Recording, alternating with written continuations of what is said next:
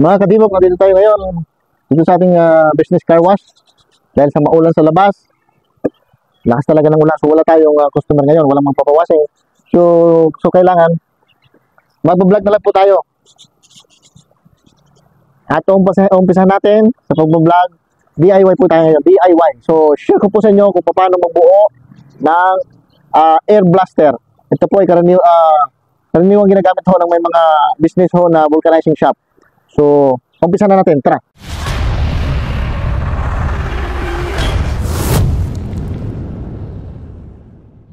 Ito nga pala yun. Ito yung air blaster, air inflator. So, yung mga mahirap po inflate ng mga tubeless tire, di ba ho, kasi may mga ibang klase kasi yung tubeless tires. May mahirap i-inflate, lalo na ho yung mga makikitid ang labi ng mga tubeless tire. Mahirap ho yun inflate sa ating mga mags ng tubeless rim. Paano magbuo na ganitong air blaster? So guys, bago kayo magbuo nito, kailangan mag-provide muna po kayo ng empty tank ng preyo ng aircon. So ito po yun, yung empty tank ng preyo ng aircon. Okay? So pag meron na kayong ganito,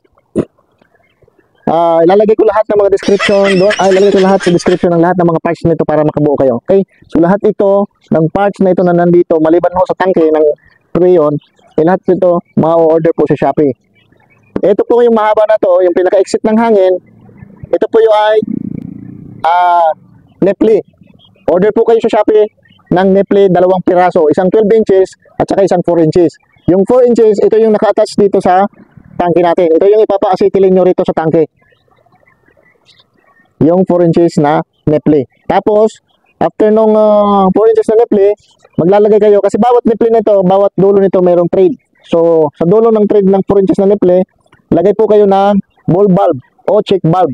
Para ito yung magiging trigger nyo para palabasin ang hangin, ang buong hangin na karga ng iyong tank. Ito yung pinaka-trigger. Ito yung gagawin nyo, yung ball valve. Okay? Tapos dito sa kabilang dulo ng ball valve, maglagay kayo ng 12 inches din na Nepli. Mayroong thread na 1.5 inch ang size nito. Ganon din ho ang 4 inches. Parehas po siya 1.5 inch ang size. Yung ball valve nyo, 1.5 inch din po ang size nito. Itong tubo, GI.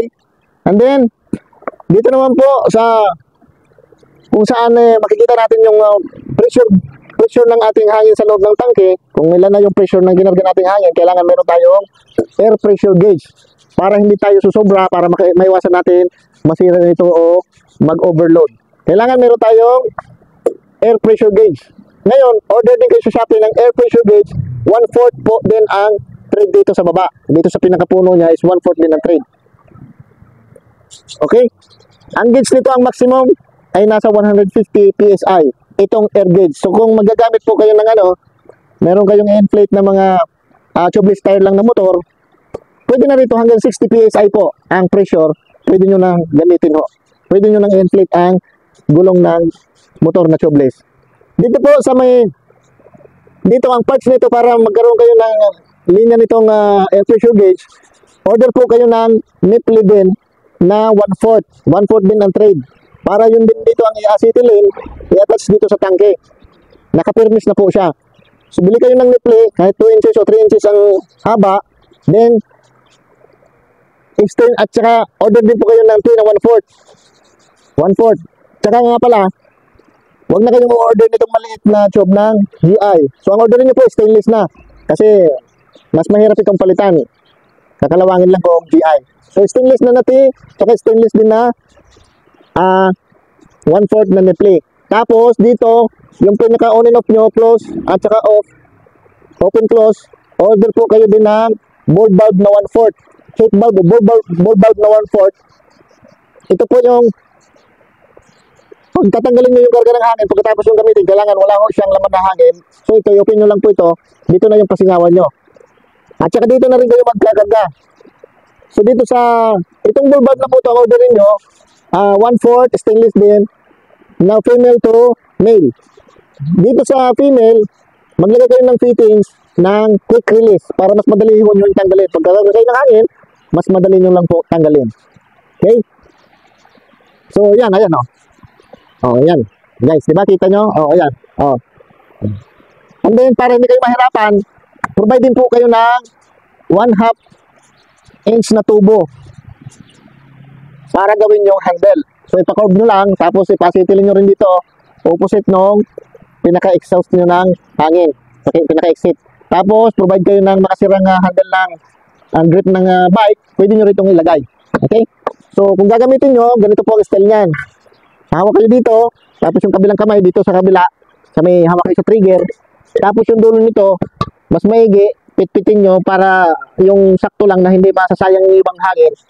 Kumbaga para yung lahat ng hangin ipapasok sa loob ng tubeless tire. So, pitpitin yung kunti. Pag napitpit na siya, doon nyo itatapat ito doon sa gilid sa pagitan ng mags at saka yung tubeless tire nyo. And then, kalabitin nyo lang yung trigger, and then, lalabas na yung buong buwang hangin. Depende kung gaano kalakas. Yan po, tingnan nyo po kung paano. Yan yung tangke, lalagyan nyo lang po siya ng hangin. Ang capacity niya ay 60 psi. And then, kakalabitin nyo lang po yung pinaka-trigger niya. Paglabas ng hangin, sigurado, pasok yung hangin sa gulong.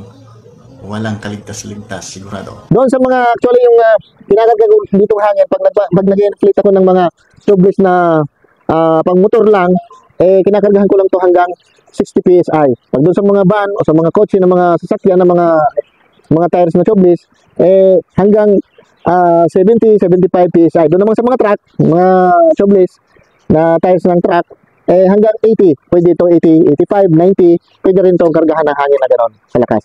Okay? So, lalagay ko lahat ng parts nito sa description. Okay? Doon lang ho nyo tingnan sa description. Nandun lahat ang ilalagay ko ang link, ang mga order link nito sa Shopee para hindi na ho kayo magkamali. Para sure na ang yung bibilhin o orderin ay tama. Okay? So, kung sakali pong nakatulong ako sa inyo dito sa aking DIY na to, paki-subscribe, like, share na lang po, pa-follow na lang din po at saka pahit na lang ng notification bell para sa next na video upload natin ay ma-notify po kayo. Okay? Thank you so much guys. Happy watching. Happy podcast. Thank you. Bye-bye.